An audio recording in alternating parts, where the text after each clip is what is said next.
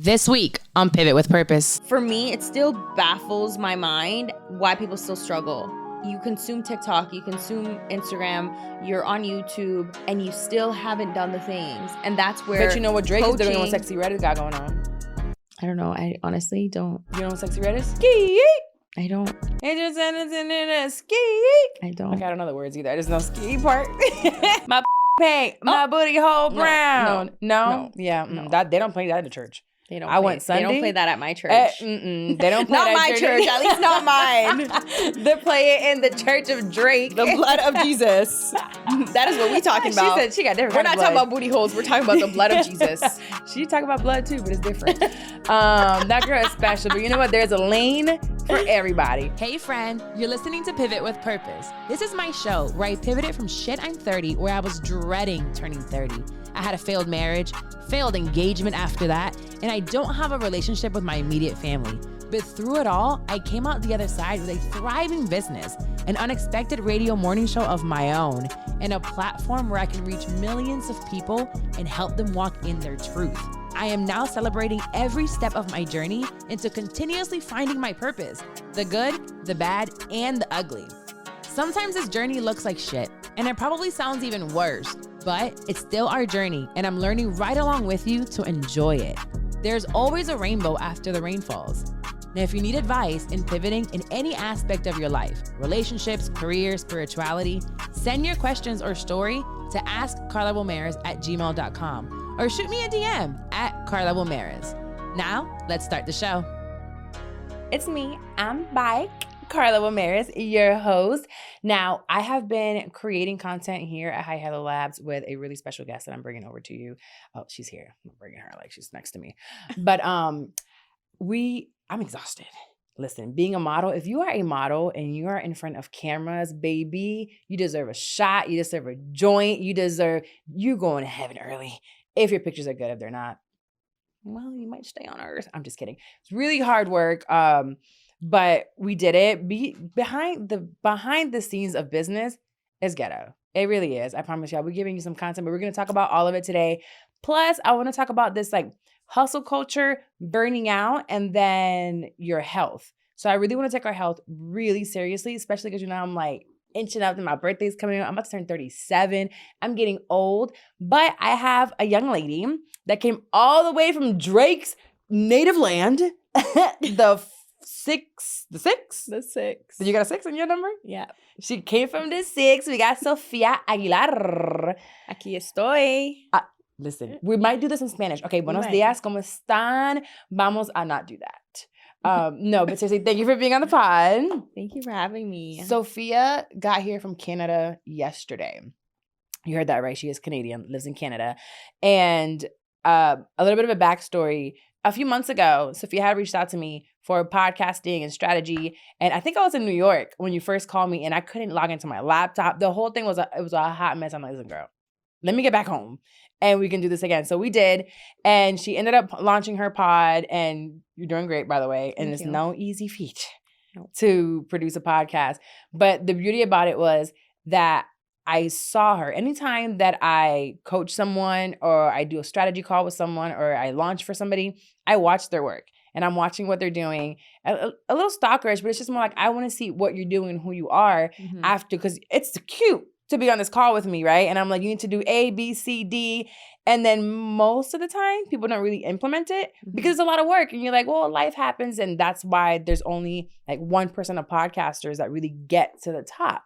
So she ends up launching, and as I'm watching her content, I'm like, oh, this is great. She does something else, and she can provide, value to me. So I brought you in, but I did see online, Real Talk Kim, I think she's a pastor, like Pastor Kim. She had posted something that said, your feet are about to be planted in rooms no one thought you were qualified for. And when I see tweets like that, it's, we see that kind of stuff all the time. And it happens to me, and not in a million years that I think that me doing a call with you would be like you coming here. So thank you for coming to Ghetto Orlando to hang out with me. Here. I love it here. I'm about to move. You say that to every city you go to? No, yeah, not you. But I don't think, do you really want to move to the U.S. from Canada? You know what? I think I want to come for like a few months and then enjoy it and chill. But I don't know if I could move fully, like forever. I don't know yet. Why? Is it because it's not familiar? I think it's because it's not familiar. I've lived in Canada my like 20 years. So. Yeah, and we have terrible healthcare, so don't come over here. But we're going to talk about what that healthcare looks like. Because I think we talk about all the time, I'm leaving the United States. Well, at least for us Americans, we're like, we're leaving. Healthcare sucks, blah, blah, blah. And it's like, the grass isn't greener on the other side. What is it really like over there? But before we get there, I want you to kind of tell us, because you are technically 11 years younger than I am. I am disgusted with myself getting old and how all these young Gen Zers coming into my life. But at the same time, I learn a lot from y'all, because there are things that are changing and evolving. And if I don't stay like hip with the times, then I'm just going to get old and be like somebody's grandma. So how did you even get here to become a social media like content capture person thing? What is it? Give me the wording for what you do. Yeah. So thank you for having me. Honestly, I think even when you said that I got shivers, because we are like, our names are in rooms that we haven't even stepped into, like people that we've never even spoken to. And one of my best friends actually sent me your page and said, because I've been wanting to start a podcast, and starting new things freak me out, but I love the challenge. So when I was like, yeah, I want to do a podcast. First of all, I love to talk. I love to hear myself talk. Me and I was too. like, I think I should just start a podcast. Maybe I just need a place to like vent, you know? Right. Nobody wants to listen to me. So I did it. And you're right. People don't follow through. Even in my industry, I noticed that people like the idea of starting something, but they can't follow through with it. Right. So when I was looking for somebody, I wanted to look for somebody that was consistent. I wanted to look for somebody who had receipts to back things up, and who weren't just like, and receipts. And people that weren't just telling people how to do it, but like actually being able to implement it. So when I came across your page, I was like, you know what? If I'm going to invest in something, I better follow through. And I told you, I was like, listen, I've already filmed a bunch of stuff. I didn't even know. All I needed to do was, I think, somebody to like light the fire under my butt and give me the possibility. And I told you, I'm like, it's so hard for me to find somebody that I can look to as a possibility. You know, like, I think it's hard as business owners, as a young woman rising up. It's easy to look up to celebrities and be like, wow, look at where they are. But it was so, I guess, like relieving for me to look up at you and say, okay, another Latina. I'm not the only one. Right. And I think that for me, that's why I invested, and why I was like, yeah, I'm going all in, because that's all I know how to do. I only know how to go all in. I could quit. I could try it out. It could not be for me. Podcasting is so hard. I still haven't even fully launched all my episodes that I filmed, but I'm really, really excited with the turnout of it. So anyways, to answer your question, just a little backtrack. I'm a social media strategist and content creator. So I'm pivoting into more of the holistic marketing space, because when I started, I've had a dance company. I started my business teaching salsa, bachata. Right. Oh my gosh. Can you teach me in 20 minutes how to dance? Maybe. Tonight. I have 2 left feet. Tonight. I don't know how to dance. Okay, I got you. Okay. We'll bring it back. We will bring it back to the old days when I was teaching. And it was so much fun. I loved it. It was basically like bringing everything from the ground up. My dad helped me open up my space. That's so dope. We built it all from scratch Wait, together. They have like people that dance salsa in Canada? Yeah, girl. Okay. People, you know. I don't know. It's a worldwide talent. I think of Drake when I think of Canada. Just a bunch of like mixed people. So Drake doesn't dance salsa or bachata? No. He has a song. I don't think he dances it. There's no way he dances salsa. Perdí tu amor. Romeo Santos. He has a song with Romeo Santos. Yeah, I don't know Promise. So I do want to talk about the whole Latina thing in a second. Okay. Not me just singing Drake's song. You did great. I butchered it. But yeah, so I was teaching salsa, bachata, and I had my dance company. And, you know, I was able to organically grow my following and grow my presence online to the point where people would see whatever I was doing and would pull up. Like, they would just pull up to my dance classes.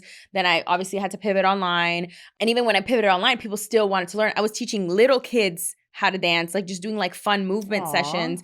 And then from there, I started doing digital marketing. So I was in an MLM because to me, I was just like, listen, I need to get into something. I want to make money. I'm really good connecting with women, but once I left MLM, it was just the disconnect of like, I want to teach people how to promote themselves and their business, not sell somebody else's product. Right. And that's when I started doing what I'm doing now. I launched my official offer. I ran with it for 1 full year and said, I'm going to teach people how to create 30 days worth of content in 1 day. Because as a business owner, it's so easy to put other people or to sell somebody else's thing. So much but easier. when it comes to selling yours, automatically you're like, I don't know how to do it. I don't know how to do it. And that was to me, I'm like, you are the face of your brand. You're the face of your product. And people aren't going to buy into what you do. They're going to buy into who you are. So you could decide to sell water tomorrow and people are still going to buy from Carla. I mean, I would. So, I'll quench your thirst. So that to me was like, I need people to understand the importance of this. So again, I ran with it for 1 full year. I realized that, you know, the content creator buzzwords started popping in around 2021, 2022. I'm not trying to say I invented it, but I'm trying to say I'm the best at what I do. There's a lot of people that, you know, podcast and do content creation, but I really have yet to find somebody who does what I do at an exceptional level, at least in my city.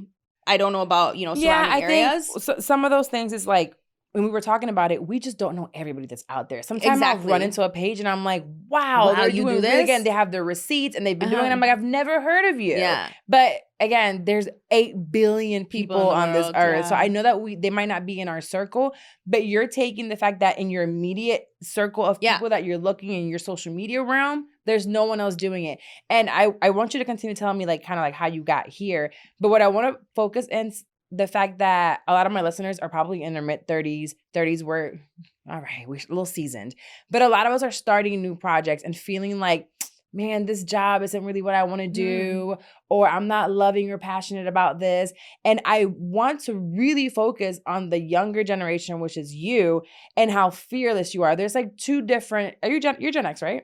I don't know. I'm 1998. So I think I'm like borderline Gen X, Gen Z or millennial. No, I mean, not Gen X. I'm sorry, Gen Z. You're definitely not Gen X. Yeah, you're Gen X is like 2000 up, right? Or no, Gen X is older like, than me. Gen X is after me. Okay. I mean, older than me. So then millennials and Gen Z. Okay, I'm a Gen Z. So I think you're Gen Z. There's 2 kinds of Gen Zers. There's the ones that it's like, well, you know, until my passion comes around, they don't really want to work. Their mental health, they just need time to be home and woo-saw. And that is one Gen Z. And then there's another Gen Z that's like, I'm just going to figure it out and I'm going to go for it. And when I look at your content online, bro, y'all Gen Zers, including Didi, who's here, and she's about your age. Well, you're 25? 27? Okay, I think you're also Gen Z, right? Yeah, I'm 1997. Okay, so 97, 98, at least you guys are 1900s. But you're still extremely young and you walk around with your tripods, bro. Like, they take their tripods and then they just start busting out moves in the middle of the street. And I'm like, what's wrong with her? She's having a whole seizure. And then I see her content afterwards and I'm like, it's so cute. It's so relatable. We're watching it and you're giving us an experience. And I think that's what us millennials and some like early Gen Xers or even Gen Xers that are trying to build our content online just feel kind of like we don't belong or we can't do that or we're embarrassed.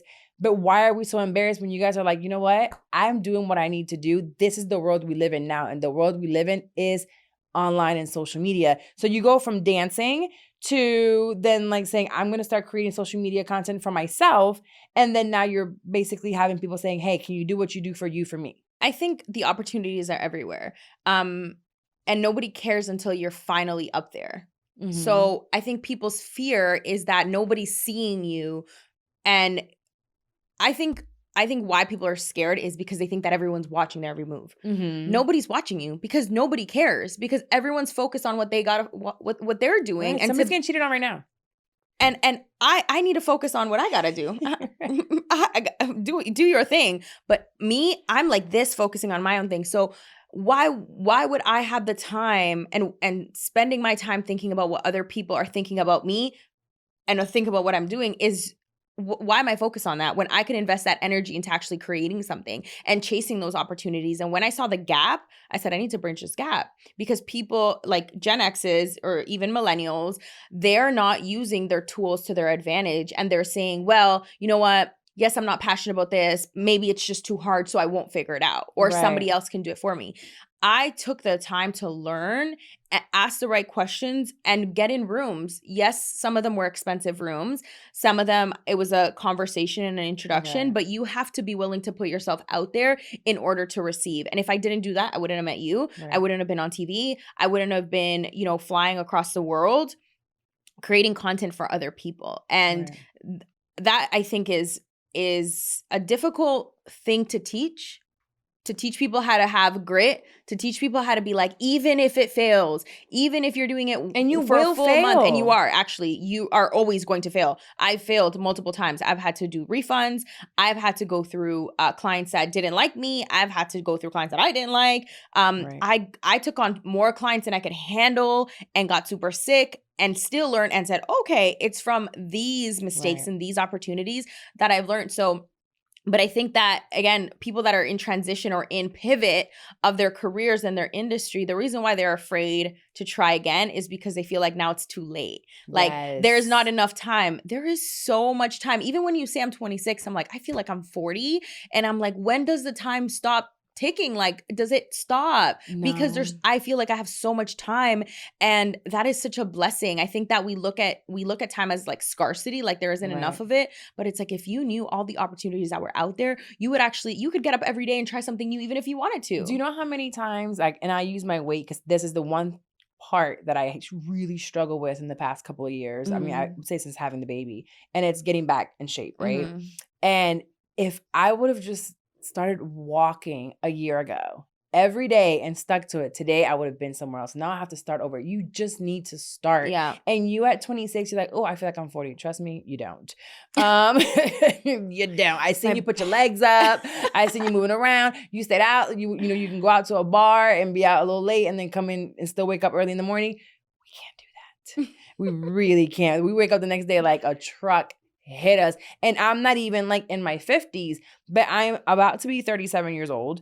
And I still have so much time. I look at someone like Oprah that's still going. I look at someone like Tyler Perry, working closely with Tiffany D. Cross. She's 45, I believe, 44, 45. And I'm like, wow, she has 8 years on me. Looks amazing. It's still working.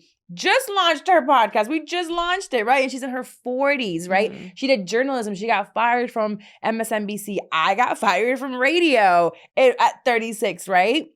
Almost 2 years in. So all of these things are happening and we feel like we can't start over, and why not? And I feel like we can learn from you guys in the way that it's like, hey, just get up and start again. Like, stop being so, you said something really important. Stop being so into yourself and thinking we really care. We really don't care. You think you're posting, oh my God, I'm posting 5 times a week and it's just too much. Everyone's going to be commenting on what I'm doing. Nobody cares. They're not. But what they are going to be talking about is a year from then, when you continue to post and you find your target audience, whether it's that you're selling t-shirts, whether it's that you're creating a lip gloss, whether it's like, Didi said, I want to start a workout line of clothes, whether it's a podcast, you need to freaking promote it. You need to promote it and you need to put it out there because people are in their own lives. They have their jobs. They're getting fired. They're getting married. They're getting divorced. They're having kids. And it's like, in the midst of their chaos, they're finding you, but you have to continue to keep pushing because Instagram is a tool and it's not necessarily where we live. And that algorithm changes, honey. Yeah. And it's like, sometimes I see you, sometimes I don't. Then it's like, oh my God, I remember that girl that posted about these t-shirts that she makes all the time. Let me look her up. And I want to be able to look up your page because you used to always post all the time. And I remember your name. And I'm like, oh, she's still doing it. Let me reach out to them to work for me. Like, even with like maybe like Sweets by Brittany. Shout out to her. I always talk about her sweets. Whenever there's a party, which is not often, I'm like, let me go order my cupcakes from her, whatever it may be. And she's still posting and still doing parties, right? Yeah. So it's like, oh, look, I can still reach out to her. Yeah. But I maybe reach out to her 3 times a year. Yeah. You know? So I love the fact that you're able to teach us that. Now you're full blown into content creation now and traveling to different people. Yeah. Yes. And I'm in a pivot. The reason why is because there's no legacy in social media because it's always changing. That means I mean, I love it. I love what I do. This is where I am. But I think that there's a higher level of impact. For me, it's about my faith. It's about generations. And now it's like, well, where does the empowerment come? Because right now it's only behind a screen. How do we get in front of the people? So I'm really, Eek. yeah. I don't want that. I do. I love that. I'm an in-person girl. I love the digital and the virtual stuff. And don't get me wrong, it's great. But I do feel like people are craving more of that in-person connection.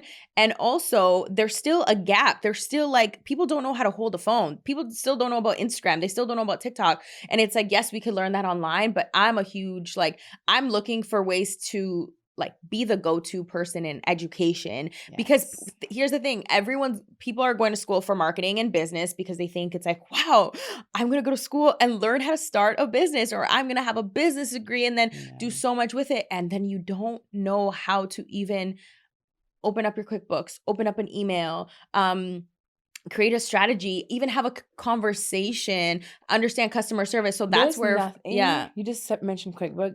If you're listening to this, there's nothing that pisses me off more than receiving a PDF invoice. Yeah. I feel like that is so unprofessional, and correct me if I'm wrong with your young self in business, but I've been in business for a very long time. If I'm a business, even if it's like a sole entrepreneur, there's tools, figure it out. You need to send Zelle, Cash App, and Venmo is not the way you do it as a business owner. You can open up a Stripe, a QuickBooks, a Shop, anything for me to pay you where I can click pay now and I can choose how to pay you in an actual payment method. Well, you don't go to Apple or Best Buy or Sephora and they say, "Okay, can you transfer me? Or can you Zelle me or Cash App me?" No, they're so, and that's the thing is people want to have a business, but they want to operate small-minded, which is like, and you have to do the work. I mean, you have to pay the Stripe fees, you have to do all that. But when you're in business school or a marketing school, you don't learn on this, and then you step out into this world and you're like, oh, I can't run a business like this. Right. I don't really know. No, people they keep trying, and I hate it. I really hate it because in podcasting, I don't teach business, but I do. Yeah. I run podcasts from day zero like a business. I don't care how many followers you have. You need to have, a why, a purpose, and how to run that business. And I appreciated that about you because you're like, you know what? Here's my contract. Here's how to pay. And I'm like, all right, little girl, I see you. And that just makes me excited to invest into you. It's giving real business. It is. And you might have completely screwed up my work, but still you had, I knew you wouldn't because you took certain steps to learn certain business tips or procedures to be legit, and that doesn't come overnight. You really have to study that and talk to someone. You can just ask someone and say, hey, so I'm trying to get a payment processing system. Which one do you use? I would be quick to be like, girl, I got Stripe. Go ahead and use that. Or I have my Squarespace that you there's can pay so much on. There's Stand Store now. Like that's the thing is there's so many resources out there. For me, it still baffles my mind why people still struggle, because you consume TikTok, you consume Instagram, you're on YouTube, and you still haven't done the things. And that's where But you know what Drake is doing, what Sexy Red has got going on? I don't know. I honestly don't. You know what Sexy Red is? I don't. Ski. I don't. Ski. I don't. Okay, I don't know the words either. I just know ski part. My pussy pink. My booty hole brown. No? Yeah. No. That they don't play that in the church. They don't. Went Sunday. They don't play that at my church. They don't play not that my church. At least not mine. They play it in the Church of Drake. The blood of Jesus. That is what we talking about. She said she got different. We're not talking about booty holes. We're talking about the blood of Jesus. She talking about blood too, but it's different. That girl is special. But you know what? There's a lane for everybody. All I'm saying is they are doing what they need to be doing. I feel like sometimes Gen Z or even millennials look at somebody like Sexy Red and say, oh my goodness, but she's popping right now and she's so big and, she's making money. She is like 0.01%, and then you see a lot of YouTubers making money. You think they're making money and they're not. You see social media influencers are like, oh my God, I can just make money off of making TikToks. Such a small percentage of who's actually making a living off of it. But I do want to pivot a little bit into, no pun intended, pivot into the fact that you're Colombian, born in Colombia. Sí. And then you're, See? Just so people know, see. See, I speak Spanish. See. And we were talking yesterday while we were eating dinner, and we realized we fell into the space of, as Latinas, not being Latina enough for the Latinas, not being Black enough for the Black community at times, definitely not being white enough for the whites. So where do we fall in, and how do we find other Latinas that feel the exact same way? And I feel like that's going to be the niche that I want to go into, or the women that I also want to talk to, because there's so many times when I start speaking Spanish, people will be like, oh my God, you speak Spanish? Like, I thought you were Black. I thought you were African-American. And I'm like, no. Or they thought I was mixed, like Black and Hispanic. And I'm like, no, I am actually ethnicity, Hispanic, race, Black. That's what I check on my stuff. But I was born in Puerto Rico, raised here. So tell me a little bit about in Canada, what that looks like, because we talked about, like, I'm not white passing in any way, shape, or form. I saw you and I didn't realize you were Hispanic. I thought you were Middle Eastern. Mm-hmm. So what does that look like for you growing up in Canada? And it's like finding your place. Yeah. You know what? I feel like I still haven't found my place. I think it's so hard to look different, but I never realized that I was different. Like it may sound so stupid, but I felt like, I mean, we all look alike. Like, what do you mean? When somebody told me I was a woman of color, I was like, what color? What color? Like, aren't we the same color? And it sounds ignorant, but me coming to Canada, it was, I guess, I mean, I came when I was 6, so I was pretty young. Mm-hmm. And all I remember, and I was telling my dad this, is all I remember is me speaking a language, and then nobody was able to understand me. And that stuck with me. I was like, okay, so don't speak your language. So there is something different about me, but I don't see it, because, we're all speaking English, or we're all speaking Spanish. And so I think I am still trying to find my place. I think, I don't know if this is a Latina thing or Hispanic thing or Colombian thing, but when the narrative is that we're crazy and that everyone's like out to get you, you don't want to tap into that space. So I've never tapped into working with Hispanic women or Latin American women. And I think, we can both relate. And I don't know if there was like, it's a subconscious thing of me saying like, oh, we're catty, or everyone's like out to get each other, or it's a very, what do you call that? Like, cliquey community that like, everybody's just doing their own thing. And so I just never really felt like I had somewhere to go. Or like accepted. And so, I mean, and I don't know if if I close myself off. That's actually something I want to unpack in therapy, is like, am I closed off, and am I closing myself off? Because you're right. Like, when you look at me, I do get Middle Eastern, I get Arabic, I get Turkish, I get everything. Turkish. For sure. And then when I say, yeah, I'm Colombian, then people throw the race stuff. And that really frustrates me, because I'm never going to be like, oh, like, oh, you're white, so you must do this, or you're Colombian, you must, Pablo Escobar must be your dad, or you must be like, traveling bricks and stuff here and there. And like, I don't like that. And I think that's kind of sometimes what threw me off, being like, I'm Colombian. So I would start saying like, I'm Canadian. And my dad checked me and he was like, you are very much Colombian. Like, you have a Colombian passport. We are Colombian. And even teaching salsa and bachata, I almost felt like a fraud, because I was like, I don't actually know my culture. I feel like I've pushed away so far from it that now I'm 26. I see, and even when I was 23, I was like, I want to go back home and enjoy the positive side of my culture and the positive side of my community. What's the Canadian culture? Because for me, I got here young and I sided very quickly with the African-American culture. So I saw myself as a Black girl, from here, and I disassociated with with the Puerto Rican and Hispanic culture until about 24, 25, when I went and fell in love with the island. And I'm like, this is dope. Yeah. I still can't stand you're like, papi, que lo que pasa, que lo... That's not me. That's not. And I'd be like, but that's just like any old like hood rat from any country that, they just be speaking very fluent hood rats. And we have those in Puerto Rico as well.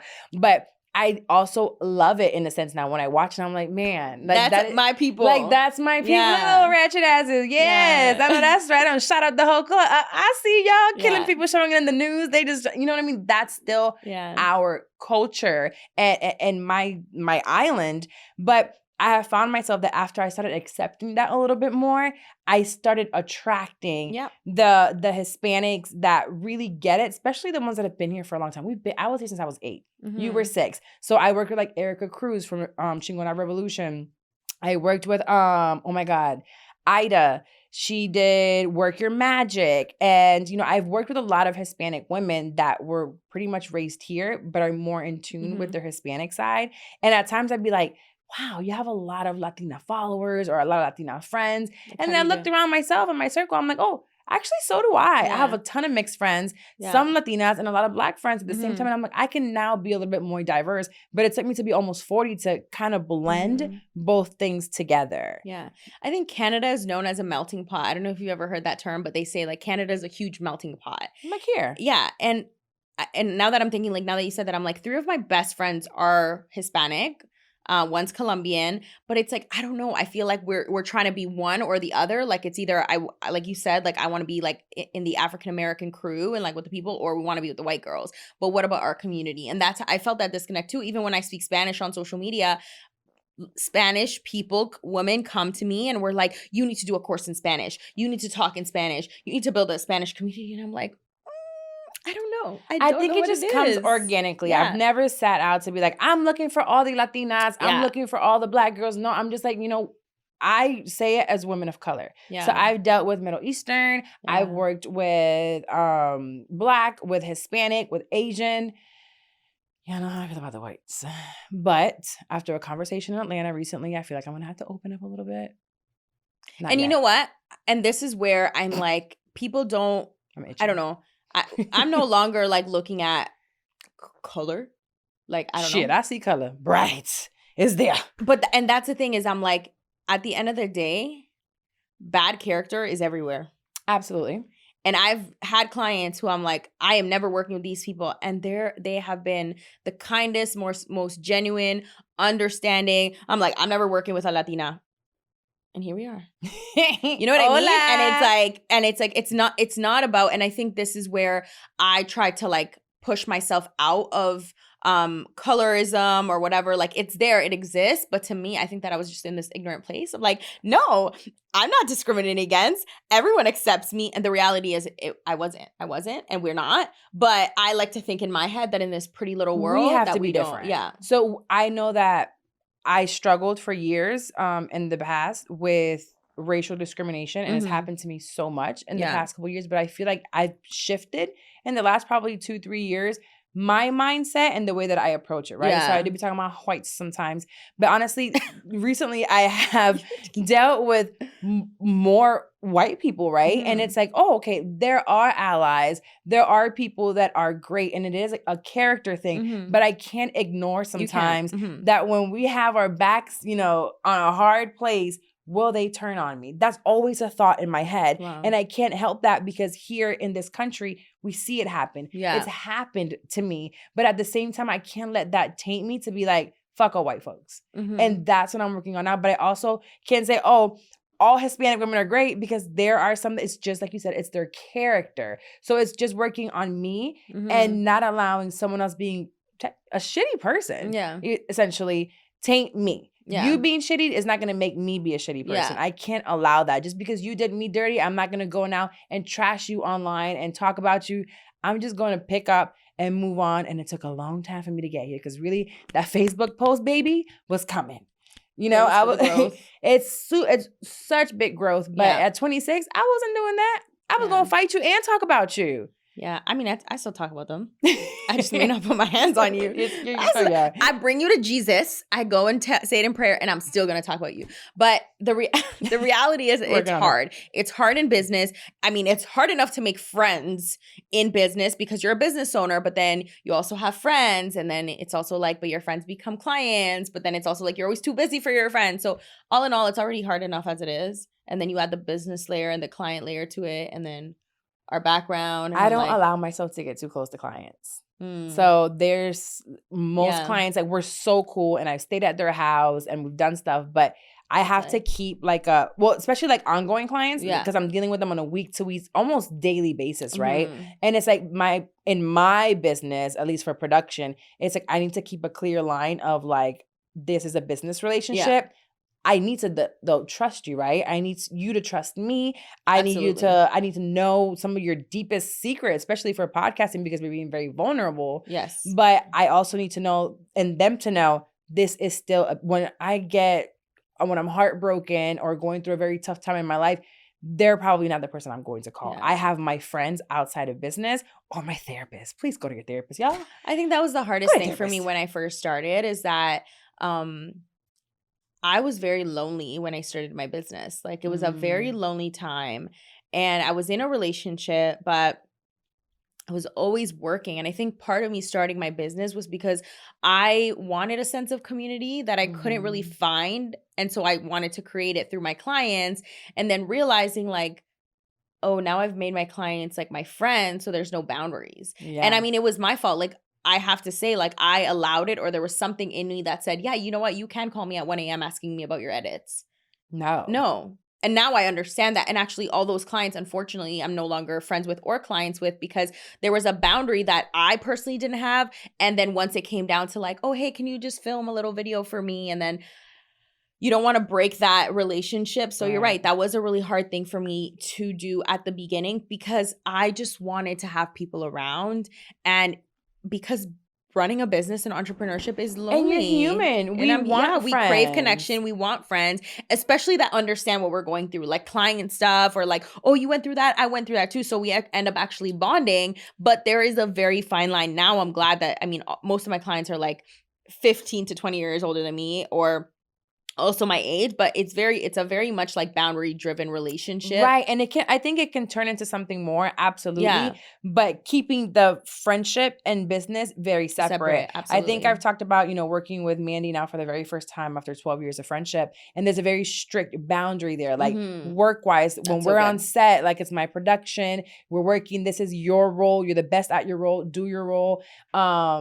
And podcasting is a little bit different because we're like, sometimes we're working all hours, but we have our set times. Hey, I'm going to schedule this call ahead of time. Like, we're going to do A, B, C, and D. And you can do that, but you have to be very clear. And it's like, just because we're friends doesn't mean now we're going to be like, you're going to be like, hey, can you do something extra for me? No, business is business. I pay you for your business. If you want to hang out and drink and go eat, like, that's cool too.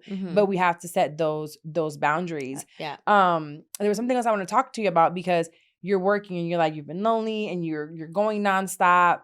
Recently, you were posting about going through some health issues. And I want to talk about this with you today, because I have a friend that literally, when we were pulling up here, is calling me and she's like, I'm burning out. Like, I've just been crying all day. I already saw it coming. She's like, I'm burning out. And I burn out at this time and this time every year for the past 4 or 5 years. And I'm asking her, I'm like, so what's the plan? And she's like, there is no plan.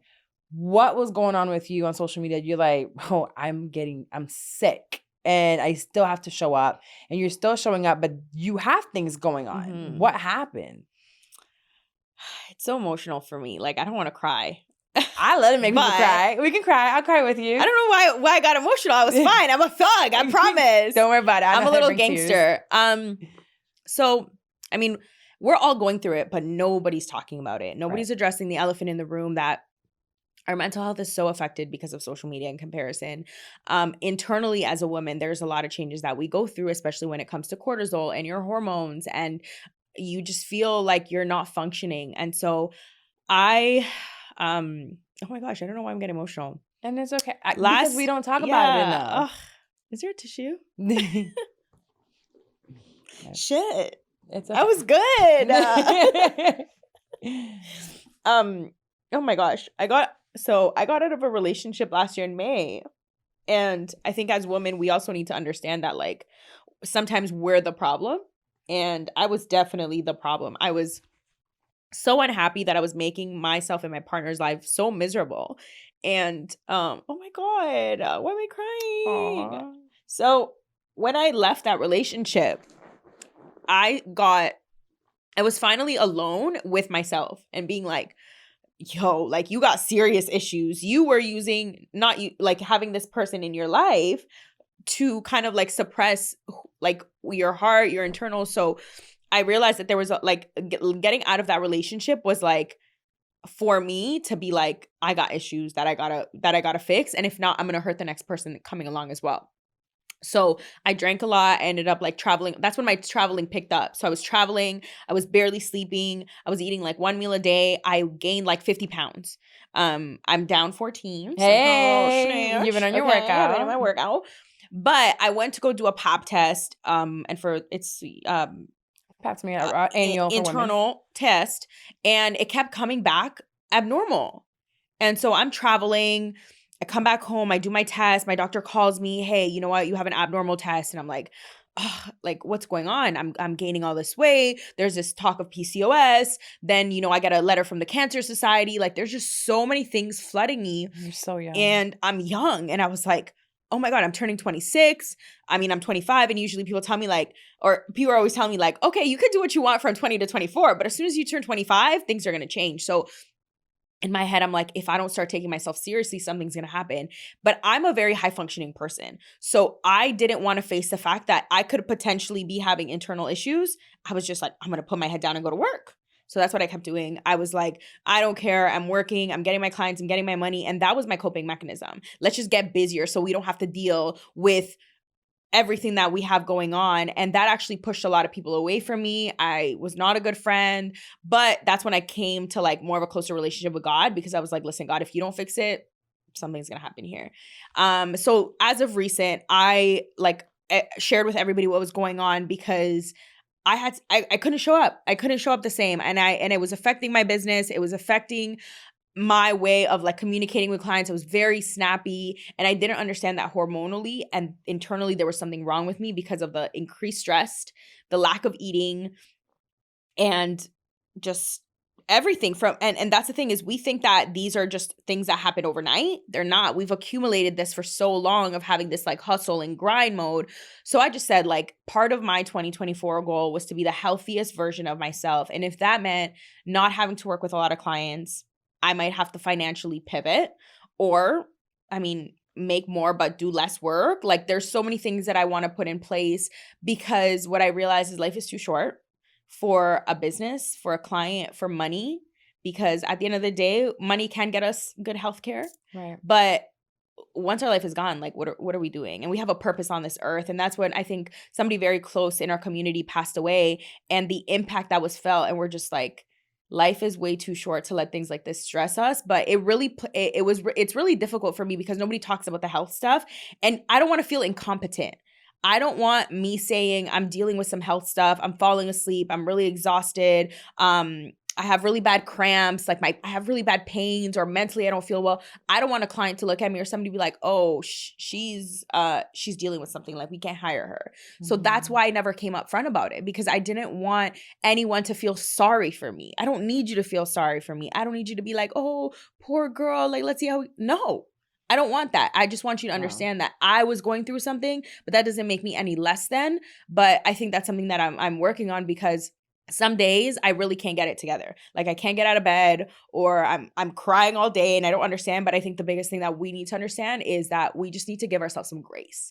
And I'm so hard on myself. So for me to be like doing this, I'm going to go home and be like, why did I just cry on, a podcast? But I also need to give myself some grace. I've been on the road for 4 days. Right. Like this is me just sitting down with you. So like as I'm listening to you talk, first of all, I'm so proud of you. Ugh. It is so hard to do, and vulnerability, sometimes we have this like really hard shield, and we feel like that's guarding us from things, and honestly we're such mush behind that shield. Mush. But when you take off that shield and this vulnerability comes out, it's you being even stronger than you were before.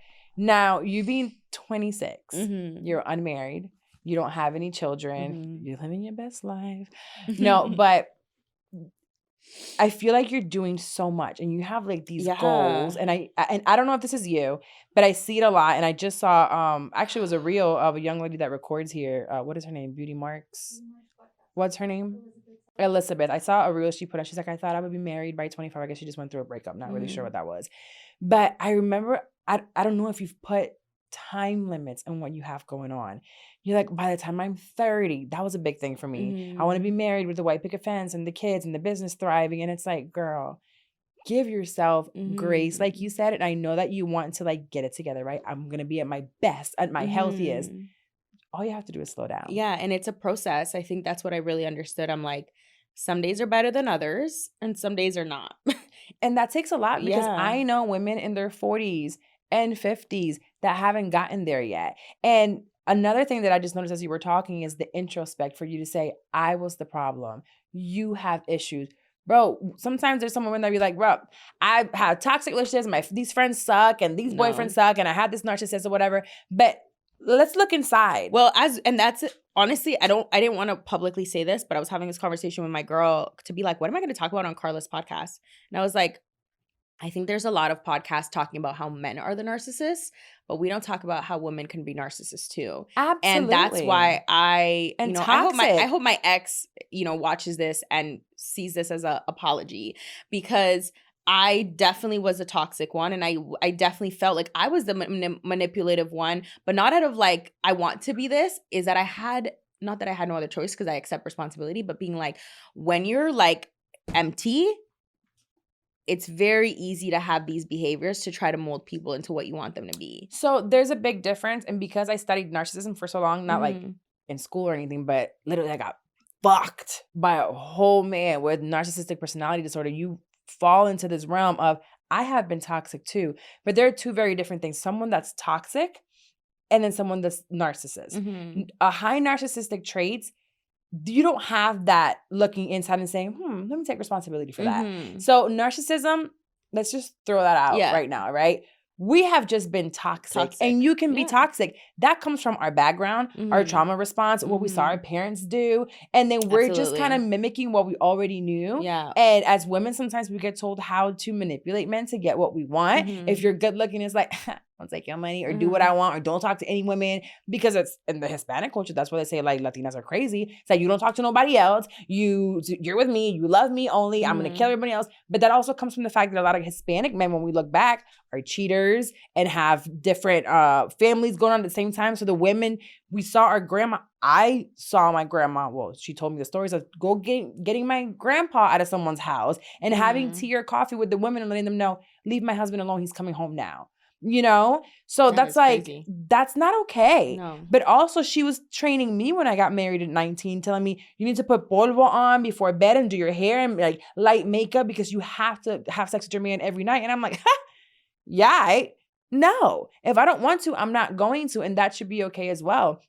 So your toxicity is not necessarily like you were just this terrible person, but at least you took the time, the awareness to sit back and be like, you know what? I was wrong. I apologized to my ex. Y'all know I was talking to Obey for a little while and I apologized to him. I said, the way that I went about things was wrong. You might have been toxic. You might have cheated. We were both toxic. We did things to each other and it was not okay. And I'm able to grow through it. Someone with narcissism will never accept that there's something wrong with them. They will always look out and say, they're the problem. So let me go to another friend. Let me go to another man. Let me go to another business. They're constantly reinventing themselves somewhere else instead of sitting back and saying, there's something I'm not dealing with. Yeah. There's something from my childhood. That inner child, baby, we have to sit with them and say, hey, babes, what happened to you? It's okay. Let me hold you. Let me hug you. Yeah. And I think that's why my parenting for both of my kids is so different. With my daughter, toxic, trauma. Like, I didn't know what I was doing.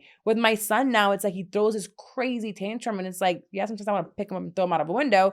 But most of the time I just hold him. Yeah. And I'm like, let me just hold you because as you get older, I don't want you to think that when you're getting upset or your emotions are high, we just scream at you because that's what happened to me. Yeah. Just get yelled at and get hit. And I don't know if that was your upbringing. I don't know. Honestly, I can't remember a lot of my upbringing. That's something and that's something I'm like, again, in therapy of being like, because a lot of people ask me, one day I want to write a book. And I'm like, in order to write a book, I need to remember what the heck happened in my life. Right. So I've been asking my parents like, hey, like, I just want to know. And I think this is a reason why I'm going to therapy to be like, hey, I don't really know what has happened. And I suppressed a lot of things. So yeah, I don't know.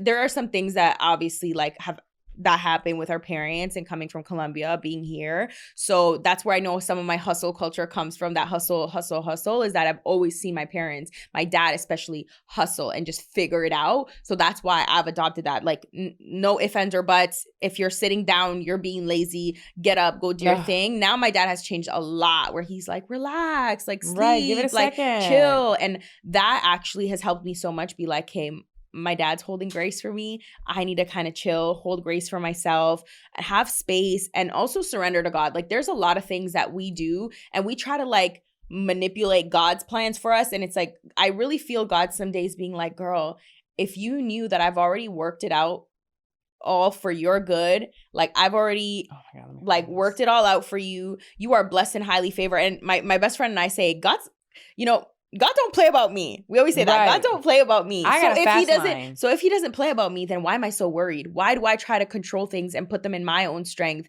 And one of my favorite verses is come to me all those who are weary and heavy laden, and I will give you rest. And I think about that every single time I'm like stressed out and anxious, that I'm like, okay, God, give me rest.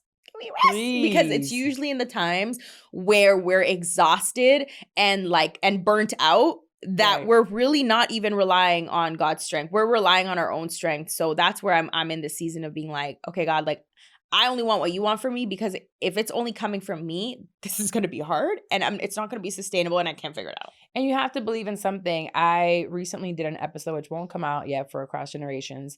And we have 3 different generations, very distinct topics. And for this specific one, the 3 sides was a Gen Z, no, it was second millennial, Jesus Christ follower, so a Christian. On the other opposite side, we had a senior atheist. Oh, wow. She grew up in the church, and 12 years ago, she decided she would become a non-believer. So she doesn't believe now in anything. And then we had someone in the middle who grew up in the church, had grandma telling her, she's like, I believe in a higher power. I think there's a God there. I do pray, but I'm not really sure where to swing, right? Yeah. It's like, I'm definitely not atheist, but I don't know if I want to completely surrender to God. And our younger person was like, listen, I decided to create relationship. And I think that when people hear you talk right now, maybe if you're like on the fence and you're not a believer, you're like, here you go, another one talking about God. But it's like, hey, when you create that relationship yourself with God and with Jesus Christ, it's like things change, man. Mountains move. Things you would never imagine happen. And I wasn't just in church last weekend. We were talking about, he says, think about the fact that you might be in a job that you don't love. You are hustling, or you're starting this business and you haven't been evicted. That light bill gets paid. You and your kids are eating. That car payment gets paid. Even if it's a couple weeks late, it gets paid. You have gas in that car. You know, your things are getting paid. And sometimes you look back and you're like, how did that happen? There is someone higher out there. You know, when you go to church, it's not the church you're praising. Like, I love Journey Church, and I talk about it here all the time. But there's nothing in me that wants a relationship with Pastor JJ or his wife. I don't want to go to dinner with them. I don't want to know their deepest, darkest secrets, other than the ones that he tells us on the podium. He is, you know, the vessel to give me the word in a way that I can digest it. But you need to understand that your insides, you know, whether it's from our physical body, our health, our mental health, we have to surrender it and say, let me have this relationship with him, and don't test God. He's not here for us to test him. You have to believe in something. So if you're believing like we believe, it's more like, hey, Lord, whenever you're ready, on your time. And I think the mere fact that we wake up every morning with breath in our lungs is your only miracle. It's a miracle. Right. Like the fact that people don't get to wake up. They just don't wake up. And we don't even know why. The heart just stopped out of nowhere. So yeah, the fact that you're awake is a miracle, and you can't tell me that it's not a miracle. And I think when I talk about God, it's a sensitive topic, especially on my social media as well, because there's a lot of people who are discovering or looking to build a relationship with God, but they've been hurt by people. And my approach my approach to them is, you've been hurt by people, and that's who we are. Is we are people on this earth with traumas, with situations, and just because I believe in God doesn't make God the bad person. I'm a human, and you're human too, and we can hurt people. When even like on Resurrection Sunday, I heard this, and I'm like, Jesus was a perfect man, like the only perfect without sin, who died for us on the cross. Like, even just those things that I'm like, for us, like we are sinners, but it's like just those things that I'm like, if that's too much for you to comprehend, just understand that you're loved. and that you don't have to do anything to earn that love.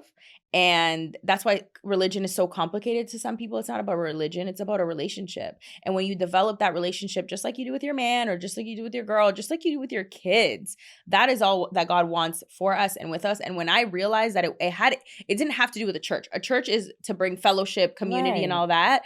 That's what you get at church. But it's also what you do behind closed doors. That's your relationship with God. When I go to bed, and there could be people that are not even Christians. You have the fruits of the Spirit. Like, I even had to tell some people, it's like, there are Christians who are mean. There are Christians who lie. There are Christians who are jealous. There are Christians who do all this.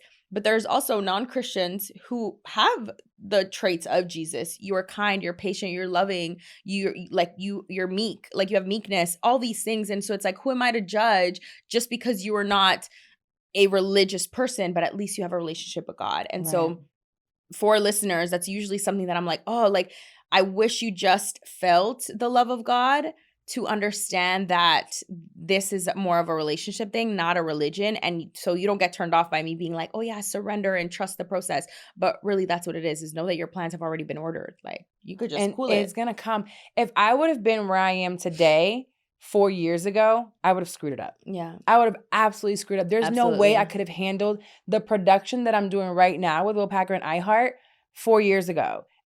Even 2 years ago, I would not have been able. I had to go through the Know For Sure breakup, the Know For Sure production. I had to go through some clients, like you said, that I just wasn't going to work out. Boundaries being set. Like, my boundaries are so strict with most of my productions now that people are like, what? Email me. You know, I didn't know that back then. And he has already ordained our steps and our future. And it's for a reason. I was begging for a $300,000 production 4 years ago, but baby, I would have blown it. Yeah, that money, I would have blown it. I would not have been able to produce what I'm producing today. So just know that wherever you are, you have to believe. You don't have to believe us. This is my relationship. And I'm not telling you to go to church.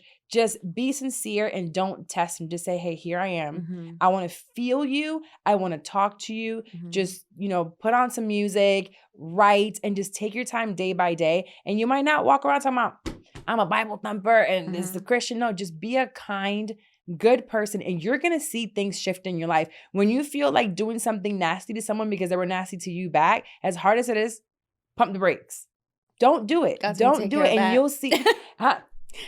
Every time I've done it in the past couple of years, and my friends will be like, I don't know how you're not reacting. This huge blessing comes right afterwards. Yeah. Huge blessing. And I don't even know what it's going to be or how it's going to happen, but I'm like, I lost. I think I've talked about, I lost like 3 or 4 clients from Know For Sure ending to Holding Court season 2 ending to another one of my clients saying, I'm going to take a pause. And I was like, that was like 15 grand, about $15,000 a month, just gone. And I was like, okay, all right, let me figure this out.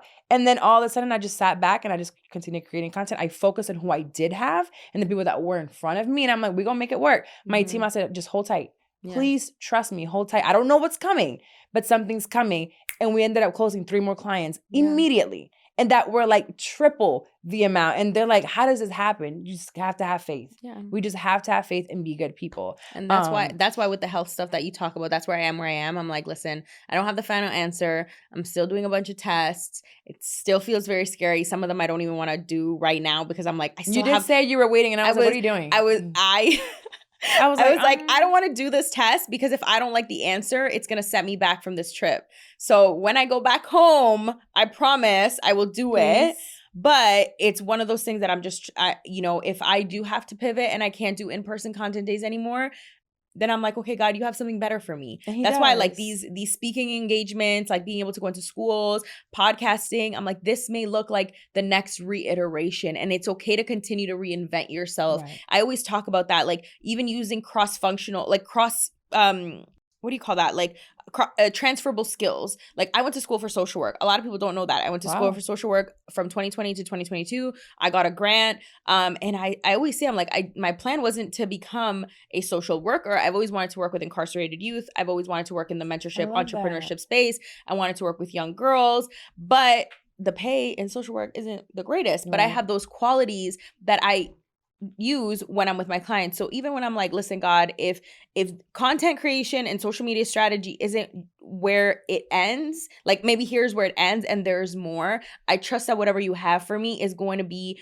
for your glory, for the purpose that you have for me on this earth, because really and truly, I'm not here for me. So I think it's okay to reinvent yourself. I think it's okay to pivot, and it's fine when things end. Like I think I've had a lot of closure with things ending lately and being like, okay, which with an ending, there's a beginning. And sometimes it's not even about the title of it ending. No. It's just like it's a pause, it's a hold. One door closes, another one opens. And those things are okay. So I mean, I'm waiting for the doors to open and doors to close. I think there's huge blessings, but sometimes we feel like it's not happening on our time. And like you said, sometimes we pray about things that we can't even handle, and God's like, listen, can you just wait and trust the process and rest and be still?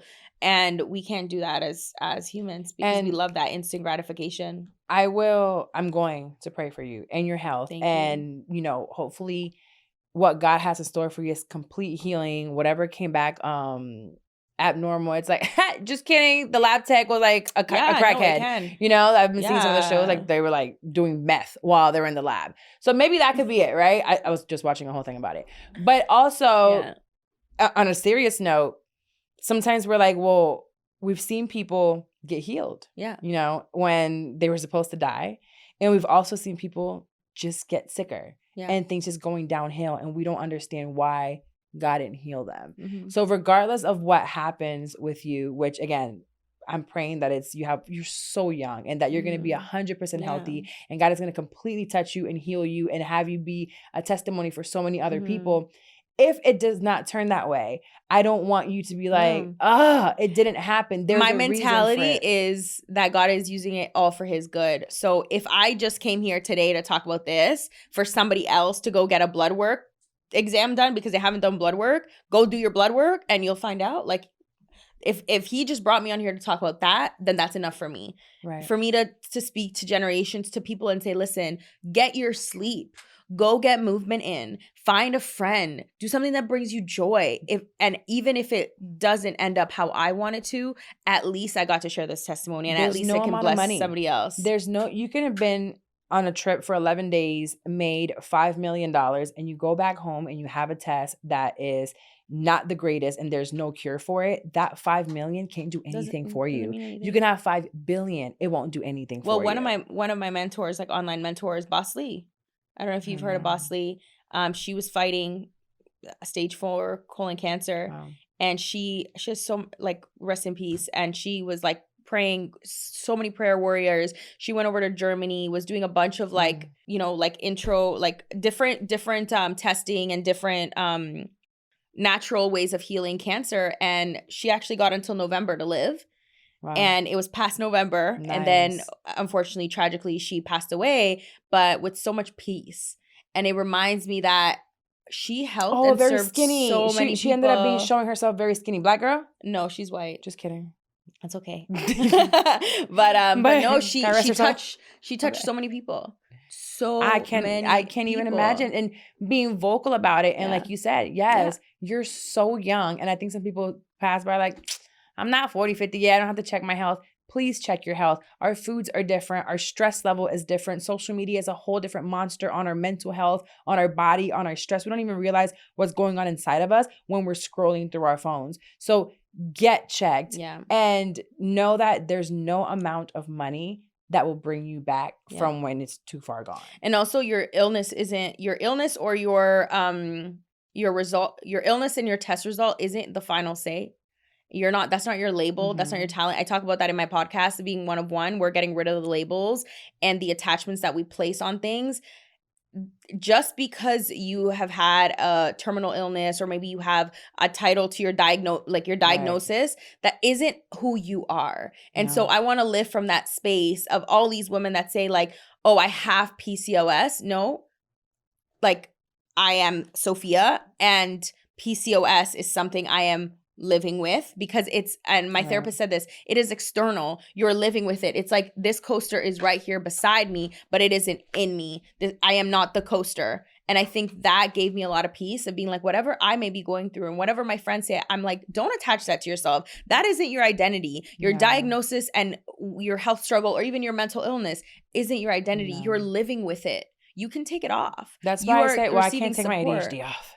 It doesn't come off. It's just stuck in there. But at the same time, I look at it as my superpower. And it's like, well, this is a diagnosis. Yeah. This is something that and I still struggle. You understand it.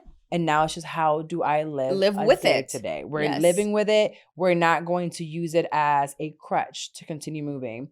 But we have been here for a while. We're going to go to the house and we have a drink. I'm so happy you came. Thank you so much. We're not even going to read a letter because this was the letter. What is the letter? We usually got a listener letter.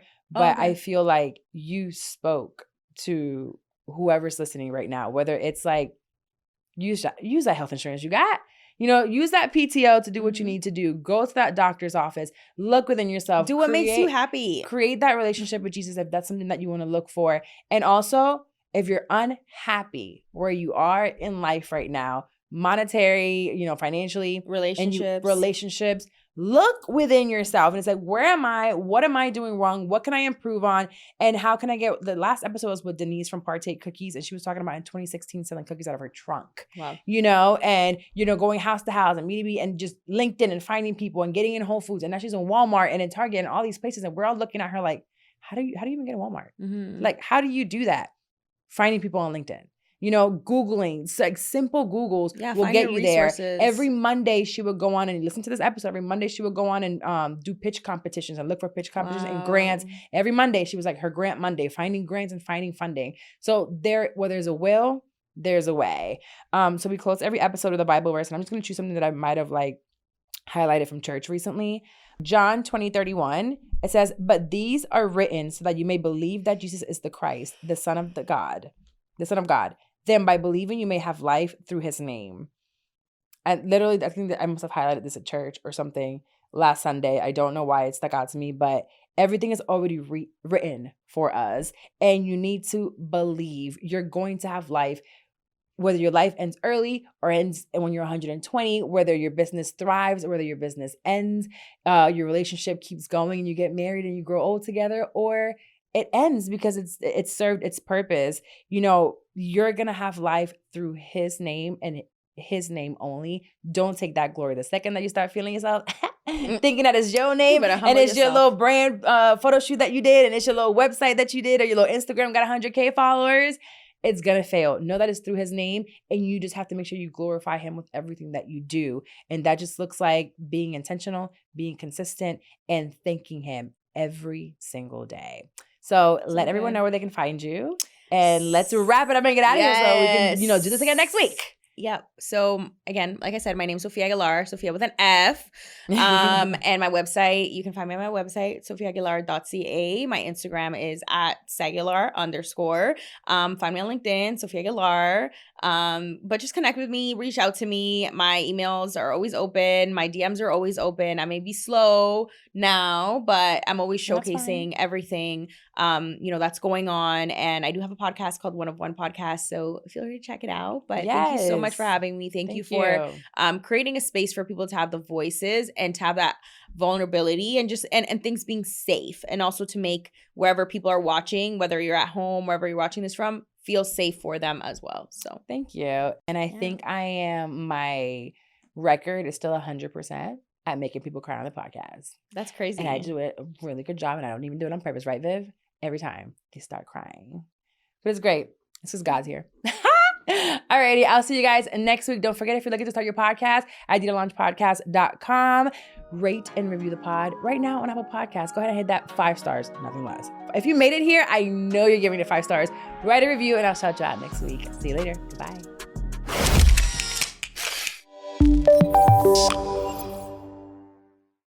Una de cada 8 personas ha trabajado en McDonald's, que le han hecho el mejor Big Mac y cumpleaños a cientos de personas, que no solo han visto niños graduarse de un Happy Meal, sino que también han recibido ayuda para graduarse ellos mismos, porque saben que lo que aprendes aquí puede ayudarte a crecer desde aquí. Bienvenidos. Welcome to English Under the Arches.